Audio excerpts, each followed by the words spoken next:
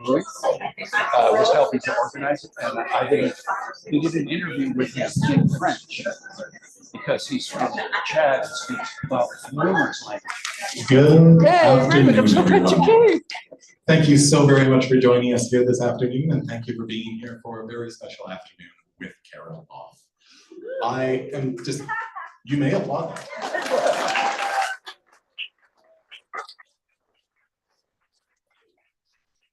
I am decisively the least interesting person on stage today, so I will just be here for some housekeeping notes, and then I will introduce both of tonight's participants, so I won't hold you up for too long. Before we begin, I would like to acknowledge that the land on which we gathered this afternoon is located here in Treaty 1 territory. That is, of course, the traditional territory of the Anishinaabe, Innuit, Anishinaabe, Dakota, and Dene peoples, the homeland of the Métis Nation. In addition, McNally Robinson Booksellers itself rests on the land once occupied by the Métis community of Roostertown. We are so thrilled to have so many of you people here, both in person and online, for a very special conversation with Carol Off around her new book, At a Loss for Words, Conversations in an Age of Rage. We're grateful to Random House of Canada for publishing this book, first of all, and also for making this afternoon a possibility, and of course grateful to Terry MacLeod for coming on board to host the event.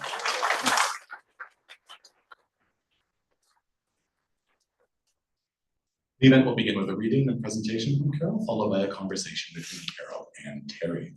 Following that, there will be an opportunity for you folks to ask questions, so please allow those to start to build in your brain over the course of the afternoon. At that point, I will circulate with a microphone, and this is not because we don't trust you to project your voice, it just ensures those watching online and all those gathered here can hear the questions without us having to repeat them. The only thing I will put in your brain right now about signing procedure, because I will have some scintillating details for you at the end of the event, is that we will ask you to remain in place for just one moment at the end of the event, because if we don't get Carol to the signing table, no books can be signed this afternoon. So thank you for that indulgence in advance, and stand by for further details. Now, your host, Terry MacLeod, is an independent Emmy-nominated journalist and recipient of the Queen's Diamond Jubilee Medal. In his 23 years with CBC Winnipeg and his 33 years with CBC in total nationally, he established himself as a respected, informed, inquisitive, and compassionate presence. He left CBC for new pursuits at the end of 2016. From 2020 to 2022, he was the producer, host, and writer of the Prairie Design Lab podcast that he made under the auspices of the Faculty of Architecture at the University of Manitoba. With CBC Weekend, he was a host on Information Radio and was host-producer of the Weekend Morning Show. With Gordon Goldsborough, he created the successful Abandoned Manitoba radio series and the subsequent book and video series. Terry currently serves on the board of the Gimli International Film Festival and was on the faculty of the Canadian Muslim Leadership Institute. He is engaged currently in numerous podcast and audio productions. Now, Carol Off spent almost 16 years co-hosting the multi-award-winning CBC radio program, As It Happens. Before that, she covered news and current events in Canada and around the world. As a radio correspondent, she reported on politics in Ottawa and Quebec. As a television journalist, she covered the breakup of Yugoslavia, the 9/11 attack on the United States, the election of Vladimir Putin, and politics, conflicts, and culture throughout Europe, the United States, the Middle East, and Africa. Her first best-selling book, The Lion, the Fox, and the Eagle, a story of generals, injustice in Yugoslavia and Rwanda, was published in 2000. Since then, she's written 3 more award-winning works of narrative nonfiction, including most recently, All We Leave Behind, a reporter's journey in the lives of others, winner of the British Columbia National Award for Canadian Nonfiction. In her latest book, At a Loss for Words, Off digs deep into 6 words whose meanings have been distorted and weaponized in recent years, including democracy, freedom, and truth, and asks whether we can reclaim their value. In 6 wide-ranging chapters, she explores the mutating meanings of the changing political impact of her 6 chosen words: freedom, democracy, truth, woke, choice, and taxes, unpacking the forces from right and left that have altered them beyond recognition. Please give a very warm welcome to Carol Off.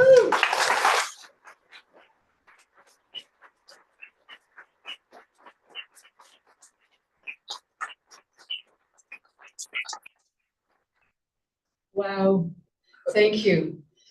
You're here for the air conditioning, right? Thank you for being here. I'm just overwhelmed, and I feel badly that there are people standing.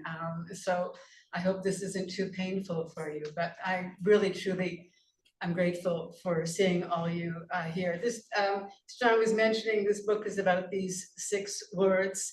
And they are freedom, democracy, truth, woke, choice, and taxes. I know that's weird, we'll explain it. I know Terry will ask about that because I've seen the stickies in his copy of my book, and so he has a lot of questions.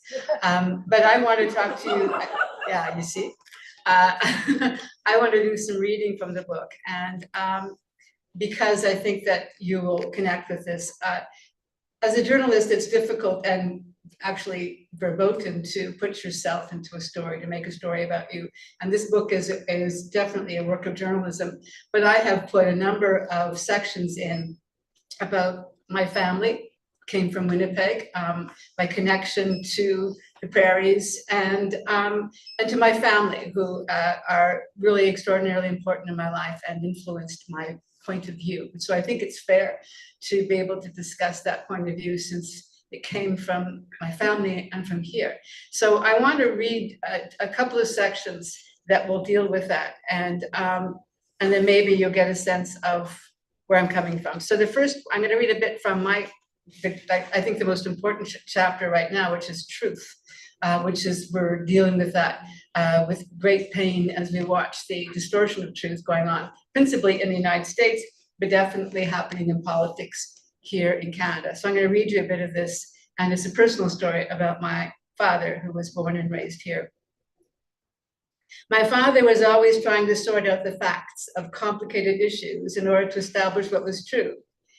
His formal education, post-high school, provided him with an accountancy diploma that eventually landed him a job in the federal tax department, first in Winnipeg, then later in Ottawa, and finally in London, Ontario. Between work and helping to care for 7 children in a relentlessly chaotic home, my father didn't have much time for reflection.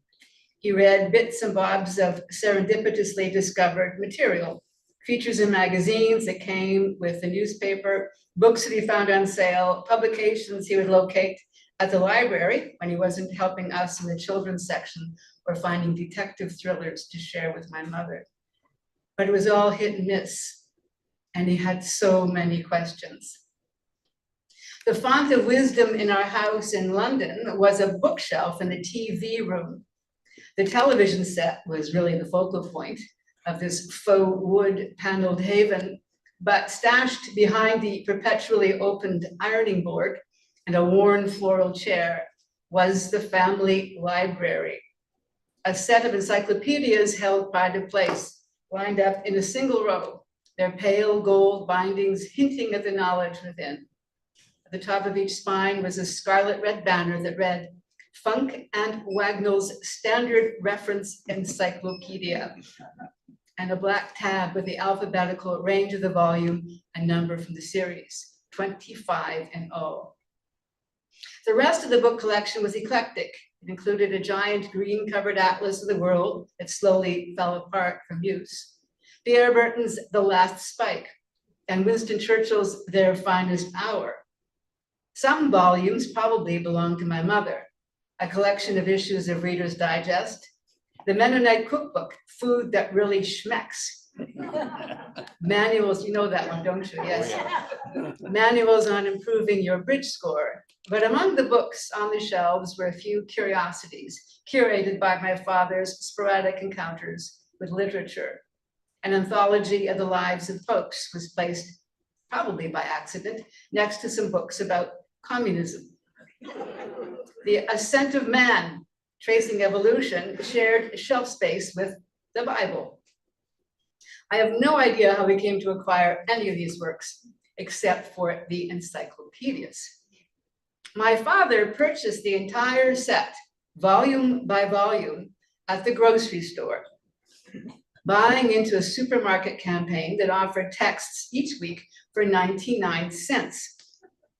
As a marketing strategy, each new volume that appeared meant that a previous one would be taken off the supermarket shelf.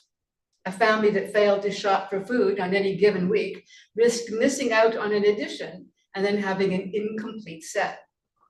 My father was determined this would not happen to us. Our academic futures depended on him purchasing them all.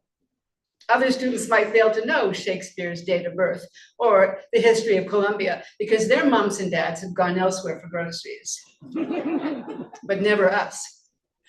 And so each week, along with the iceberg lettuce, canned corn, and discount cold cuts from the store, it was another golden spine volume for our collection. If we approached our parents for insight into any subject, or even with a casual question, my father would head to the Funk and Wagnalls, find the appropriate entry, and read it to us, no matter that some of the material was already out of date when the books first appeared at the supermarket. Funk and Wagnalls was our window into a complex, often inscrutable world.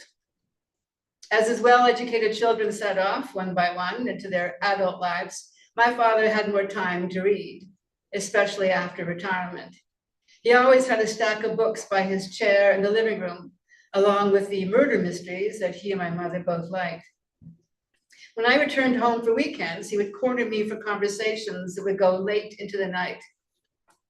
My mother lived in a realm of unshakable certainties: her faith, her place in society, her marriage, our destinies. But my father was gripped with curiosity. The church offered divine truth, but left too many of his questions unanswered. And while his faith failed to provide him with all the answers or a system of rational inquiry, so did the secular pursuit of truth. Throughout the 1980s, my visits home became less frequent. But when we had time together, I realized my father was becoming more oriented toward the church. He was temporarily drawn into evangelical Catholicism, a more zealous version of the doctrine, and once showed me a book that contained a vinyl recording of people speaking in tongues. It would be too harsh and perhaps inaccurate for me to suggest that he was drifting away from the rational. But I could see that in his search for meaning, the facts were letting him down. It wasn't contradiction or Pentecostalism that eventually ended his inquiries, but dementia. The disease, oddly, quieted his brain. In the years before he died in 2011, my father no longer read, but he seemed more content and cheerful than I had ever known him. I have no doubt that his faith was a big part of that. He simply accepted that there were no complete answers, at least not in this world. But I often think about what would have become of him had his inquiring mind been infected with the virus of present-day disinformation that is influencing so many people. My father would have been a prime target. Instead of searching for answers in a stack of random books, he would have found himself online, scanning websites that masquerade as news, looking to connect the dots, but unwittingly consuming conspiracy theories.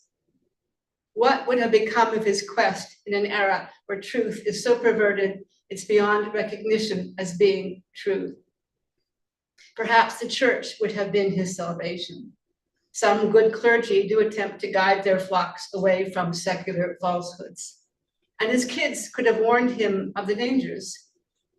But I wonder if the trolls and bots that seek to distort so many people's sense of reality would have found my dad. After all, he would have been their prey. So that's the opening of Truth. And there's other sections where I talk about my family, but I want to just read, if Terry doesn't mind, a little bit from the epilogue, because as I was flying in last night, I've come back to Winnipeg many times since our family left, but for some reason, I was really overwhelmed last night, really overcome with emotion, because I've been thinking so much about my family and our lives and what this community, this society did and how it shaped us. And so I was seeing the city laid out and thinking about all my family and the ancestors I had. So I wanted to read you just finally a small section from the epilogue. If I could take you in a time machine back to Winnipeg of my childhood, you would encounter a white bread, lower middle class, seemingly harmonious neighborhood. Tucked into the little clapboard or stucco houses, you'd find relatively recent immigrants, Ukrainians, Poles, Hungarians, Germans, and Brits, who were Orthodox Christians, Roman Catholics, and Jews. Now they were all together in West Kildonan, chatting over back fences in the summer, shoveling snow in the long winter, sending their kids to the same schools. For a time traveler visiting from a place with visible ethnic diversity, the North Winnipeg of the 1950s and 60s might appear homogeneously European. But our neighbors came from countries that had been deadly enemies only a decade or so earlier in the largest, most destructive war in human history. Their recent ancestors had killed each other by the tens of millions, not just in battle, but in genocides, massacres, and deportations. Family members back home had died from disease and starvation. Some of their relatives had attempted to extinguish an entire people, the Jews, whose survivors now lived next door. The families in my neighborhood spoke any number of languages, but they shared a common aim: never to live that hell again. My childhood friends and I were mostly oblivious to the underlying tensions and understood the differences among us mostly through food. Pierogies in our house had potato and cheese stuffing. Other houses' pierogies had meat or sauerkraut or mushrooms. One house gave you sour cream to go on top, and another smothered them in butter and onions. That's what we did. Some didn't call them pierogies, but Vereniki, okay, thank you, Vereniki instead. Each house observed different holidays, but they all celebrated with sweets. A clever scavenger could cash in on the cookies simply by knowing the various feast days. One household might have relatives who once supported the Nazis, while another friend's grandfather had a number tattooed on the inside of his arm. The depth and horror that those differences represented to the people who lived with them was largely lost on our generation, and they eventually faded for the immigrants as well, though never completely. It's in our DNA. But Canada offered opportunities to all these families, a chance to share the wealth, a seat at the table, a vote in elections. They had left behind chaos and now lived in a place that, for the most part, made sense. The extremes still existed, communists and fascists, and the grisly stories we passed on through generations. But opportunities and cookies carried us into a new era.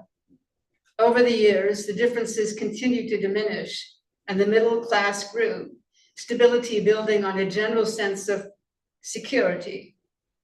It wasn't perfect, just better than it had ever been before. And yet now it seems a substantial number of people in the United States and elsewhere, including Canada, are drawn to an idea that millions of people died to defeat. So now over to Terry. Thank you.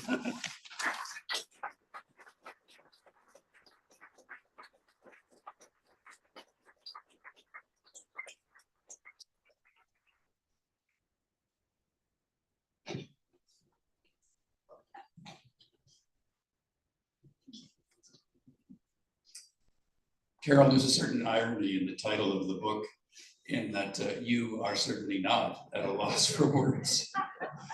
But why did you choose that as the name of the book? The publisher wanted it. No. We had many versions of it, and so over the course of 2 years of writing this book, it was a very dark period. And so there are glimmers of light that we're now seeing, I think, because I sense a lot of people want conversation. I'm now realizing how many people, as I crawl out of the darkness, I spent 2 years writing this book, and I realized that lots of people have been looking for some way to reconnect and to have the conversation again. But at the time, I felt was at a loss for words. I didn't know how to express my concerns and my anxiety about the dark time that we were in. So you break the book down into what, 6 chapters, and you begin with freedom. And we begin in downtown Ottawa during COVID and its occupation by the convoy of truckers. You start there and you meet, among others, Thong Man. Yep. Why was he significant? Well, he was large. He was almost completely naked. He was wearing a thong with a Canadian flag upside down on the tip of his, well, on his package.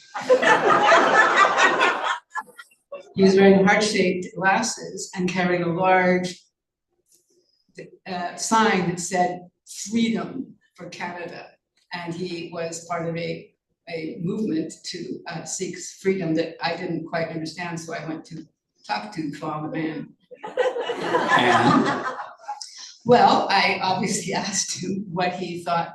He said that the danger Canada was losing its freedom. We had lost our freedom.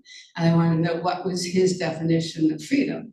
And he said the freedom to not wear a mask, the freedom to not be forced to take a vaccine, the freedom to do and live as we want to, freedom from government interference in our lives, all these things. So I pointed out to him that there are some people who regard that his freedom ends where my freedom begins. And this is a concept I never got very far with. I love how the span of history and of ideas that you insert into the book, because before long we move from the convoy in Ottawa to Rome and to explore the concept of political freedom. And you bring us to the site of the stabbing of Julius Caesar, who was stabbed 23 times, you tell us, and then to Athens and Plato, who argued that citizens can't handle freedom, that they prefer autocrats. Why did you take us there? This tension that we're now experiencing and this idea of freedom, which is the freedom to be left alone, the freedom to have no one bother with you, the freedom to do whatever you want. And the freedom as I see it, which is the freedom to live in a society without want and need, the freedom to take care of people, the freedom to vote for those who are who should run our country. These freedoms and the freedom to be to not have people with diseases in our space, if we can help it. These are all things that I consider the freedoms that matter to me. But I realize that this double whammy of freedom had been going on through history, that there has been this tension between these two ideas of freedom from government and freedom to have a government that takes care of you and has responsibility for you. And so I wanted to look at the history of that. Julius Caesar was against the freedom that the Romans were enjoying, which is the freedom to have government, the freedom to choose who's going to lead them. He thought they really do need a dictator. And so he was presenting himself as such when they decided, no, we don't. And they stabbed him 23 times and killed him. Sorry.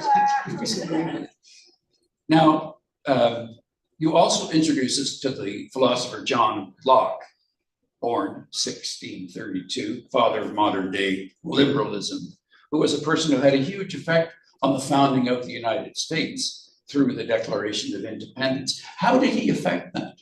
Well, this idea of freedom and democracy, and these two words are together. These are ideas that are yoked together, freedom and democracy, all through history.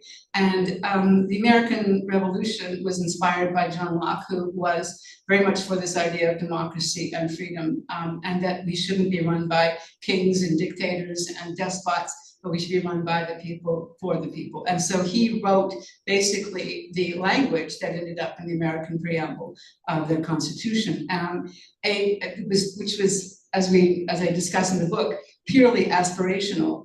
There were, I'd say even to this day, never fully realized the idea of people being equal and having equal access to that freedom and that democracy in the United States or in this country. But you remind us that Locke wasn't all about liberty. He was also a major investor in the Royal African Company, which controlled the transatlantic slave trade. His backstory is similar to many other secretly powerful people whose stories you tell in the book.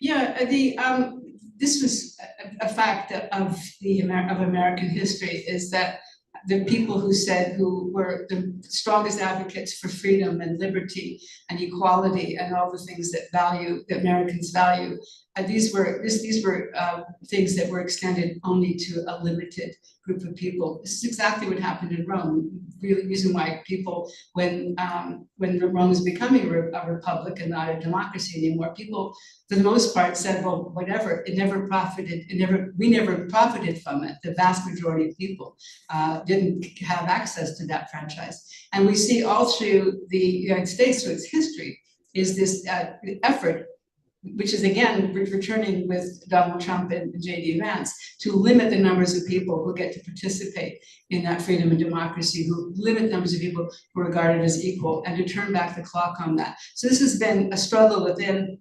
the bosom of America since its inception, since its revolution, and has never been resolved.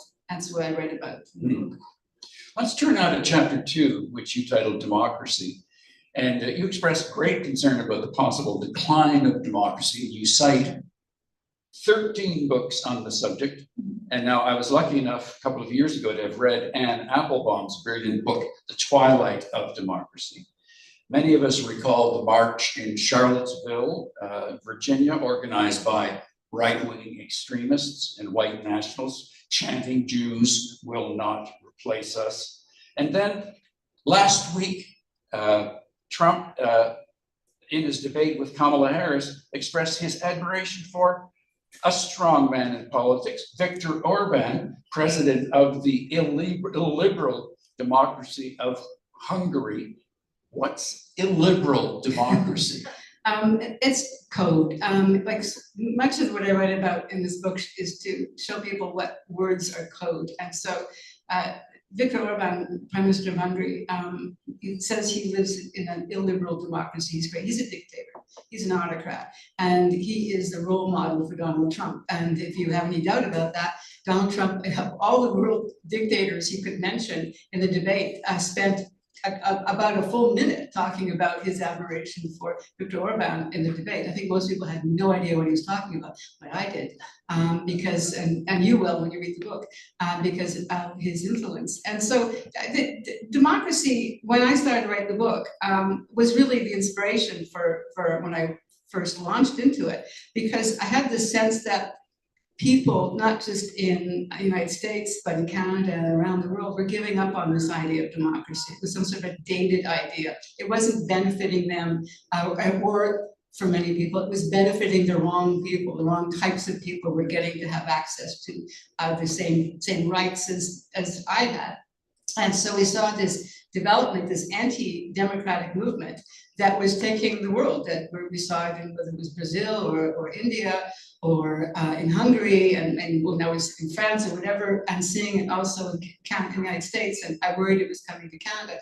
And this people were giving up on the idea of democracy. And so I thought, in writing about this and in this chapter of democracy, to warn people, to remind them what it means, why it matters, as I concluded in that reading I just gave, is that we died in the tens of millions, people died in tens of millions to defend an idea that now people feel, well, maybe it's a bit dated, maybe we can move on, maybe we need a strong man, we need some real strong guy who's going to come up and is going to take care of my interests. That's what populists do. He said, it's always a big mistake, never fall for the populists first, it would be us against them populists, because they'll say, you meet with me, I'm with the people, and then I'm against those others, those elites, or those gatekeepers, or those globalists, always meeting Jews, all those people that are going to take away your rights. Stick with me because I'm with the people. The reality is that you do not know if you're one of the people on his side or her side, I guess. But and then this comes back to bite you in the bum. So I thought we have to be really careful with these kinds of strong men, us against them, I will protect you, populists and demagogues, because once democracy is gone, once we have eroded that, it's really difficult to get that back. Your book is full of surprises, and one of the early ones was Henry Ford. And he was a corporate giant But he was an enemy of democracy. And he, of course, expressed his toxic values by attacking various groups, Jews, Bolsheviks.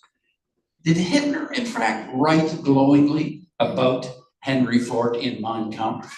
Henry Ford was a fascist, and I write about this in this section because we think that we've had this uninterrupted history of democracy building on successes. When there was a period in the 1930s when in the United States and around the world, but in the United States, large numbers of people were really, really intrigued with Mussolini. In Canada, very, very interested in what Mussolini was offering, the strong man. It was the middle of depression, people were insecure, they were struggling, and here were these fascist leaders, Hitler and Mussolini, is offering this other route. They were saying democracy is a bad idea, give up on that.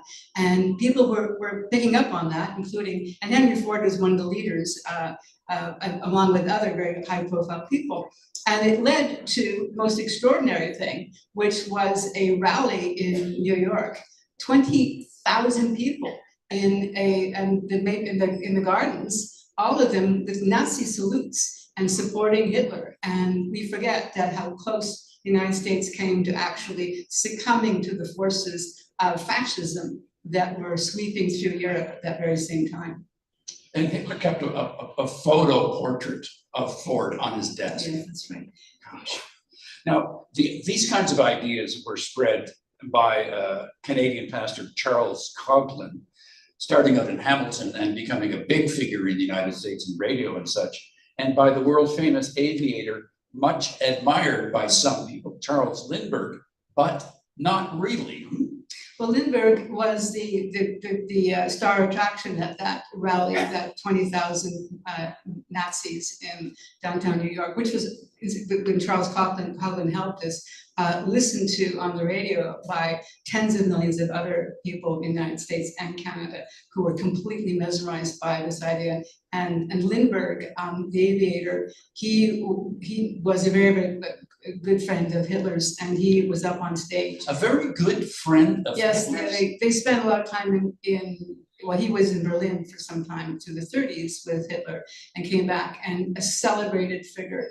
And he had a great deal of influence. And so people, again, caught up in this. The person who turned it around was FDR, was Franklin Delano Roosevelt, who said, no, we're going to hold this democracy thing, and we're going to have a society that takes care of its people. And that was the beginning of the New Deal. That was what turned it around. That's what really changed history, not just in the United States, but in Canada, where we had our own version of the New Deal, right? So that was the moment we broke with this trend that was sweeping through Europe of fascism. But Adrian Arcan of Quebec, who called himself Canada's Führer, and he campaigned across the country. In fact, he came to Winnipeg to meet with the Canadian Union of Fascists attacking Jews. Yep. Well, anybody who here who's Jewish or knows the history of Winnipeg will know that anti-Semitism was and probably still is here and was rampant at the time. And it was a fearful time. Canada turned people away at the port. I mean, we have this reputation of being this open society, but as you know, Jews in very large numbers were turned away from our ports. And none is too many. The minister who said, was asked how many Jews will you let in during Kristallnacht, during the pogroms that were going on in Europe, and the Canadian government's answer was that none is too many. And then we turned away large numbers of people, large numbers of Jews who were sent back to their deaths. That's a reality of Canada. Now, the current Republican vision for America, Project 2025, got leaked or let out in late 2023. You've examined it and who's funding it. What did you find? Well, Project 2025, anyone who thinks that Donald Trump, if he's defeated in this election, that's the end of it, that somehow he embodies all the really horrible ideas that are now sweeping through the United States, you're wrong, because there's a whole movement behind it, and it's extremely well funded. And so there are tens of millions, in fact, billions of dollars being spent by special interests in the United States to reinvent America, to reinvent its government, its policies that will support. And this is a fact it's now very clear in some of the things that they're saying in this election, that it's a support of a Christian nationalist white government, country that will support the values of people of the right blood. And Trump has said that really clearly. He said that these immigrants who are coming in here are polluting our blood. And we saw J.D. Vance just in the past few days, the vice president candidate for Trump, who has said that what he was saying about these Haitians who are in Springfield, Ohio, that we have to get rid of them. Trump said he's going to round up those Haitians are legally in Springfield, and they are not eating anyone's pets. And that's just the kind of language, it's the rhetoric. This is what I want to point out in this book, is that this kind of language is what precedes really ugly things, this talk of these immigrants, of the other, of this danger of these people who are just so important to their society and to ours, and to turn people against, make them fearful figures, to demonize them. And we're seeing that so clearly in the United States, and it runs all through our history. I found in chapter 3, the truth chapter, that you cite Aristotle's definition of truth, and you transition to a word coined by TV late night host Stephen Colbert, which in 2005 became the word of the year. What was so special about truthiness? Well, it was considered a joke at the time, but we're living it, right? And so this idea that truth is anyone's idea of truth. And I think when we first saw it in 2016, when Trump first took office in the White House, and his handlers would said, when he was challenged about stuff he was making up, and his lies were just unbelievable. He said, well, we have an alternative reality. We have an alternative truth. And that was the thought at the time, what? But now it's just so prevalent in the politics of the Republican Party that, and not just there, that we just sort of think, oh, well, that's just Donald's view of things. Didn't George Orwell write about this in 1984? Yeah. Double think? 2 + 2 = 5, up is down, in is out. Yes, we've gone through it before. All totalitarian regimes, that's so important. That's how they roll, right? It's that to break down your ability to not to convince you of the lies. This is what Hannah Arendt said. Not to convince you of lies, but to break down your ability to tell the difference between what's truth and fact and a falsehood. So that once you don't know what's true and what's not true, or what's a fact and what's a lie, once you don't know that, you can't tell anymore. That's all they're doing. If you listen to what Trump's doing, he's not trying to convince you of anything. He's just trying to break down your ability. People say, well, is that possible that they're eating people's pets in Springfield? And it's not. It's just horrible stuff. But it breaks down your ability to tell the difference. And so once you've broken down that ability, once people can't tell those differences, they're much easier to manipulate. And that's how dictators roll. You take us to London, Ontario in the summer of 2021. London, a city where you had gone to high school, with the story of the horrifying murder of 4 people. Why do you tell that? Well, that was in my neighborhood. I was talking about how people have picked up on the rhetoric of Trump. And Trump says it's just, people say it's kind of harmless, that's how he talks, but he incites people to do horrible things. And so in the United States, there has been just so many physical attacks, as we're now seeing in Springfield, like they've had to evacuate schools and buildings. There are the Haitian people in Springfield who are upstanding citizens who are illegally in the country. They're immigrants, and they're afraid for their lives because of all the attacks that they are experiencing. So this language, this rhetoric inspires this kind of violence. And so it inspired this young man in London, Ontario, to get into his truck and to drive into a group of a Muslim family out for a walk one night and killed them all except for a little boy. And then he got in his truck and he drove through that neighborhood I was just describing, where my father and I would sit at night and trying to figure out what the world was doing, where we were going. And he drove through that and then gave himself up to police. But it was my neighborhood, and I thought it just came so close to home to realize how Trump could just reach into this little community of London, Ontario, and inspire this act of violence. Tell us another story that touched you personally, a conversation with the Filipino journalist, Maria Ressa, founder of the online newspaper Rappler. Why was that so special? Well, And first of all, did I pronounce her last name correctly? Yeah. She's now a dear friend. She is a woman who Nobel Prize winner. Yes. She won the Nobel Peace Prize because of her efforts to point out how dangerous this is. Because what she's pointing out, I'm talking about the political manipulation of truth, but a more sinister part, where I guess when they come together, they're actually really frightening, which is the big tech and the social media. I call it anti-social media. But social media, they make their money off of lies, right? I mean, they make their biggest profit source is us against them narratives. To get you to stay longer on their sites where they make the most money, the longer you engage, they need you to feel emotions. And they know that the more anger and rage and fear and just the most negative emotions that you have are the things that will keep you engaged the longest on their sites, and they make the most money from that. So you have this double whammy of these wannabe dictators on one side who have joined forces with this effort to make a lot of money off of driving wedges between us and making us unable to talk to each other and afraid of each other. So that combination, and Maria Ressa was the one that I spent a lot of time working through with on those ideas. Now, when she began to expose online disinformation from the Duterte government in the Philippines, she began to receive a horrifying number of death threats. You cite a number there. I think it's 90,000 an hour. Yeah, she's an amazing woman. She is, but when she was here last I saw her in Vancouver, and I said, Maria, don't go back, just stay. I mean, they're going to get you. They're after you. And I said, well, why do you do it? She said, it's my destiny. And so every day I wait to hear if something horrible has happened to Maria.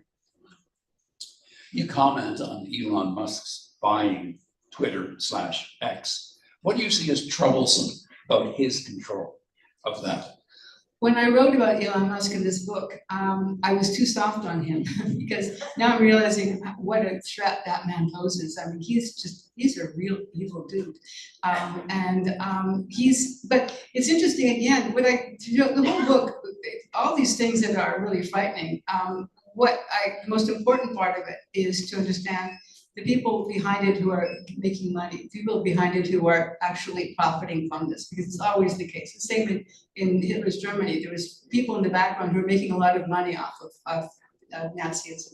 And so that's the same thing that's going on here. And so I was looking at from the point of view of Elon Musk and how much money he's making out of this division, because the more angry you are, the longer you stay on Twitter or on X. But more importantly, what Elon Musk I've now learned, I would have put in the book had I known this, he actually makes deals with dictators. He said, I will help your cause. I will suppress any tweets that are negative about you, whether it's Modi in India or Bolsonaro in Brazil.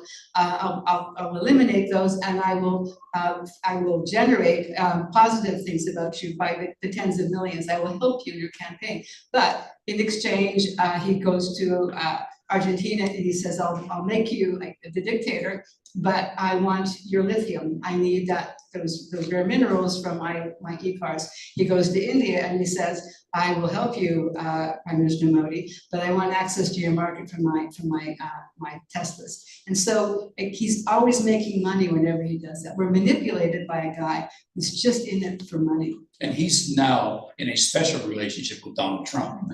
He's going to be, if Donald Trump is elected, apparently going to be in his inner circle in his White House. I know we're running out of time here, and I only had 102 questions when I began. But I want to talk a little bit about chapter 4, woke, you call it. Now, a lot of us, probably even in this room, struggle to define woke. What have you said about that struggle with the definition? Well, woke is a real simple and I think quite beautiful word, and it comes from the last century. Black communities who were saying, "Be woke," telling each other, "Be woke, be aware, look over your shoulder, know what's going on around you." And then it became really key to Black Lives Matter when it said that be woke to how deep the racism is, how systemic it is, and that was the campaign of woke. Well, that was really threatening to a lot of interests in the United States and in Canada and other countries as well. And so what they did is that I document how they admit that they actually took that word and weaponized it, turned it back on the very communities that invented it, and developed this thing called wokeism. And so wokeism is this, wokeism, we don't even know what it means. It's just whatever you want it to be. The woke menace, the woke mobs, the woke Marxists. Wokeism is this general term that I believe is a euphemism. It's a front for a lot of racism, sexism, Islamophobia, all kinds of bigoted views that you don't say, well, I'm not racist or sexist or misogynist, I'm just against wokeism. And so it becomes this way, this word, this woke becomes a way to bring really odious ideas into the public space under the guise of being, oh, I'm just trying to get rid of wokeism. And I hear really, really interesting and people that I share views with who say, well, I understand where you're coming from, Carol, but I'm really against this woke stuff. I'm thinking, well, what is this woke stuff that you're against? You know, I just think through how that language is being used. How are you being manipulated with that language? That's what I ask you to do in this book, is that be really careful when you fall for these terms like wokeism, to know what wokeism actually is and what it means and how it's trying to pervert your understanding of the other, of people of color, of people of who are choosing their own genders or choosing who they want to marry or where they want to live, or any of the things that are now that I regard with great affection that are part of our society. You so frequently surprise me in the book, but you trace the origin of the term woke to, among others, Leadbelly, To Kill a Mockingbird, and a group of young Black men called the Scottsboro Boys. What do you see links to those three themes or three people? Well, Leadbelly was inspired by the Scottsboro Boys, who were all, they were riding the rails as people did in the 30s, and they were young, they were just teenagers, and they all got accused of raping two white women who were trained with them. And it was just a lynch mob showed up, and it was horrible, and they were eventually convicted and put into prison for life. And Leadbelly, the singer, just was really inspired by the story, and he was really the first reference to this word, the woke. He wrote in one of his songs, "Be woke, just be aware of what's going on around you." That's how subtle that's the origins of that beautiful word that we've now lost. Now, you also, in another chapter, you point to the godfather of hostility politics. And he was what? Arthur Finkelstein, advisor to Netanyahu, to Trump, to Viktor Orban, and an attacker on George Soros. What was Arthur Finkelstein's role? These were, this school of us against them, take no prisoners, drive wedges between people, get everyone angry and hating each other because you'll get more votes that way. That's where these guys, and Newt Gingrich was part of that too. And they just developed this whole philosophy of election campaigning by being extremely negative, that you could actually get more people angry and engaged with republicanism if you just became really, really ugly and negative. And that's really the beginning of the era that now Donald Trump and J.D. Vance are championing. Now, and George Soros was created as an enemy by a deliberate strategy from Orban, right? But George Soros is a philanthropist. He gives billions of dollars away. He's a Jew, a Hungarian Jew. And if you listen, again, this is another code, you'll hear George Soros being blamed for all kinds of things, including in this country. You'll hear a lot about the great replacement theory, and there's this claim that somehow there is this sinister campaign to replace white people with people of color. And then they'll say, well, you know, George Soros is funding it. So these are old tropes, right? This idea of Jews, shadowy Jews in the background doing sinister things. So George Soros is symbolically this Jewish menace. This is a very, very old trope. And somehow, and this is globally, Jews are behind this effort to replace white people with people of color, with immigrants, and it's all part of a shadowy. And Donald Trump talks about this. He said all these immigrants, people flooding over the border from the south into their country, are all being rounded up and brought into the country by Jews. And so these are, so you get a double whammy of being racist and anti-Semitic at the same time.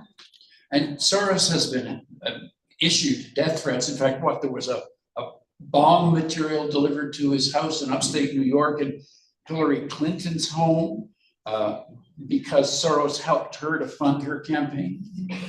I worry that these ideas are also coming to Canada, and I hear this language just kind of drifting into the political rhetoric of our time, and that's something that I write a lot about. It's just like where that's coming from and who's behind it and what they are hoping to achieve. Now, the Don't Say Gay law in Florida has had a lot of impact on a Canadian gifted, acclaimed writer, right? Margaret Atwood, Yes. Handmaid's Tale, right? Yeah, so I went with that. Are you in choice now, or are you just okay? Well, we're running out of time, Yeah, so I just thought. and I only have 103 Yeah, questions. I noticed that you're on 45 here.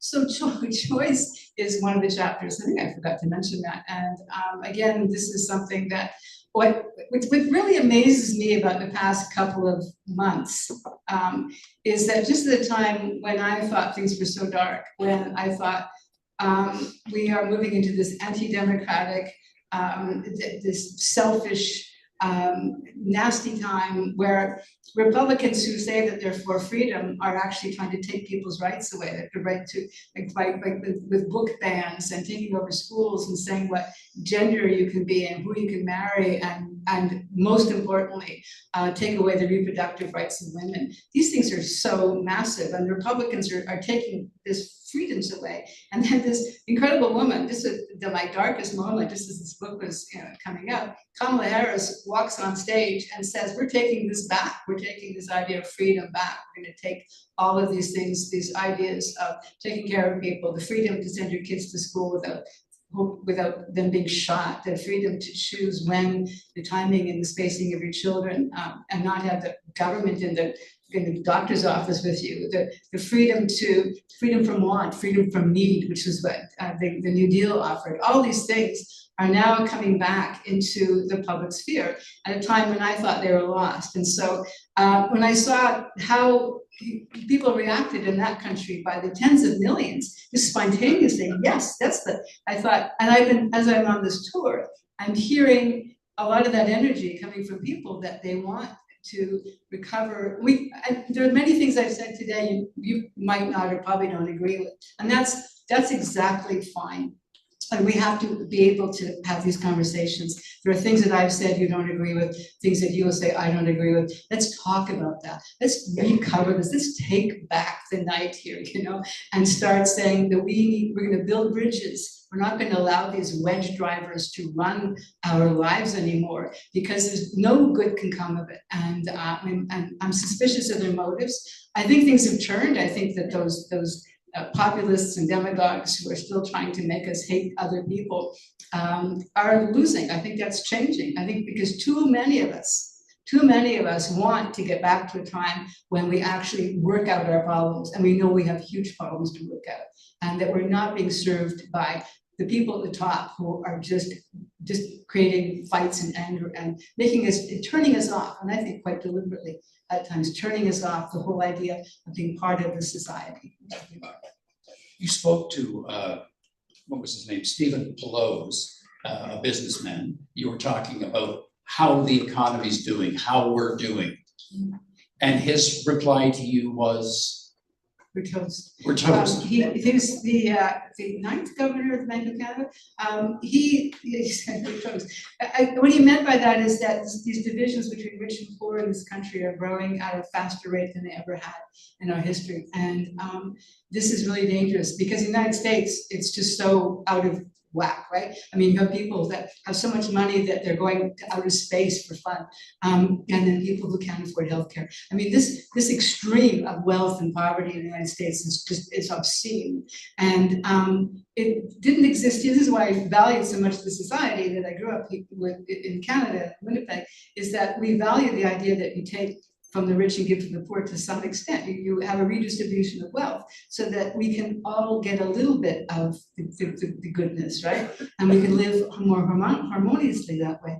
And so what we're now seeing is this growing separation between the haves and the have-nots in this country. And it's really dangerous and ugly. And so, yeah, so Stephen Bullo's, that was his greatest, we said we're toast. And I think we can take that back too.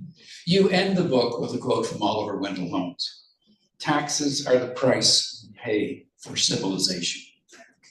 Yeah, the taxes is the weird chapter, right? Taxes is my follow the money chapter where I say, let's find out who's behind this, who's making money off of breaking down our relationship with civil society, with government, with each other. Who's really behind that, making us hate, thinking government is a dirty word and politics is a dirty word, and the civil society is somehow a dated up concept. People are behind that, and so taxes. I try to find as many ways as I can to not pay taxes, but in the end, I believe taxes are key to civil society, and that that citizen equals voter equals taxpayer. That's our formula, and I said because my father actually worked for the tax department, worked for my dad, works for me. Well, I've come to I've only asked about half the questions that I wrote, but I want to give you in the room the opportunity to pose your questions to Carol Hoff, and John Taves is with us. Oh, yes. There he is, the man behind the curtain. With a microphone. And I would never dream of contradicting you, Terry, but I'm afraid we are at the top of the hour now. So we did have such an incredibly wonderful and wide-ranging conversation that I'm afraid there isn't time for a public Q&A right now, but rest assured during the signing that I'm about to describe the details of, there will be an opportunity to actually chat a little bit. But John, don't we manufacture time? There is more time unfolding right in front of us. This is very true. The concept of time is a sticky one, open to interpretation by a wide variety of people, and sadly, today we must interpret it according to the parameters of our event instructions. So what I will do is I will turn things over to both of you if you have any closing comments you might like to make or anything you might like to say before I go over procedural details about the signing. I just want to say to Carol, thank you for writing such a magnificent, provocative, detailed book.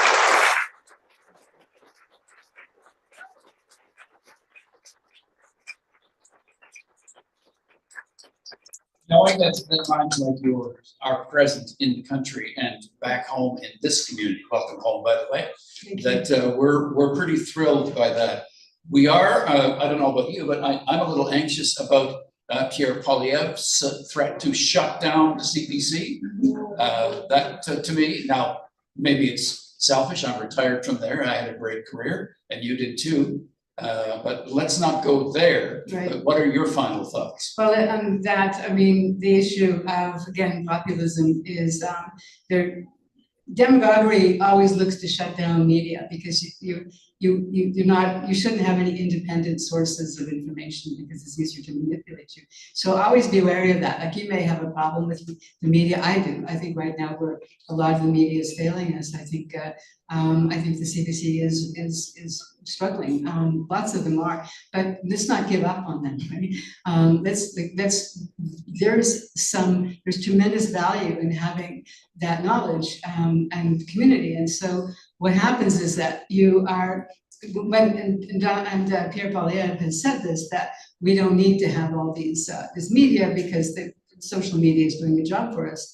And the marketplace is working. Let the marketplace determine what survives, and it's kind of cut out all the government funding and let the marketplace determine it. Well, the marketplace is Mark Zuckerberg and Elon Musk. The marketplace is not going to give you any information about what's going on at City Hall or your school boards or your community. It's not going to tell you anything that is happening with your own society. The only source of that is going to be your own local media. And when that's gone, you won't know that. And that's key to how demagoguery rolls, right? Make sure you don't have any source of information that's independent. So that's on that. And just on the larger front, my closing remarks is that don't let them take your conversation away. You know, you're not consumers and laborers, you're citizens.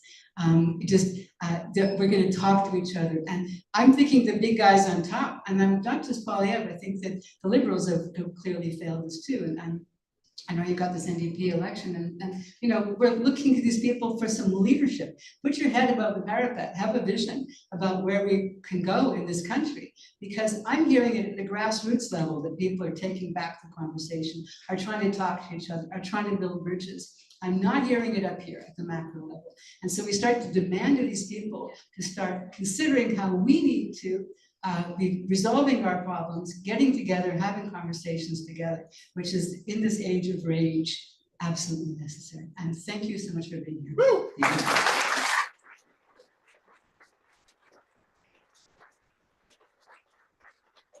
Now, we're about to head to the back of the room to sign books, but would you please sign mine first?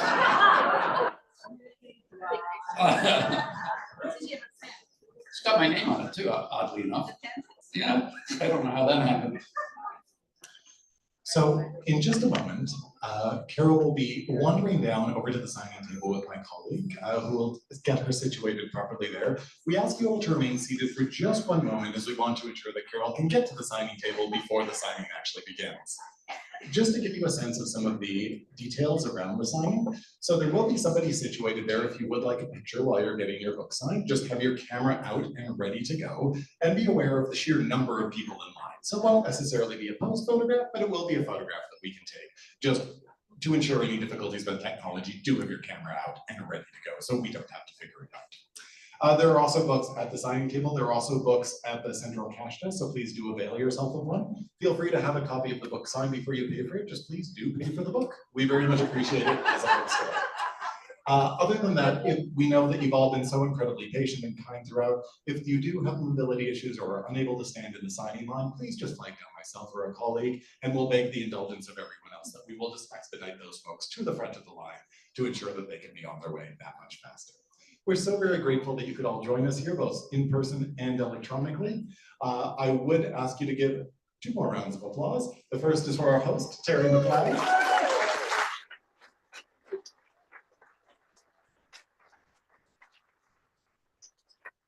And of course, because she is mere meters away and can still hear it, please give a very loud round of applause for Terry. Thank you all so very much.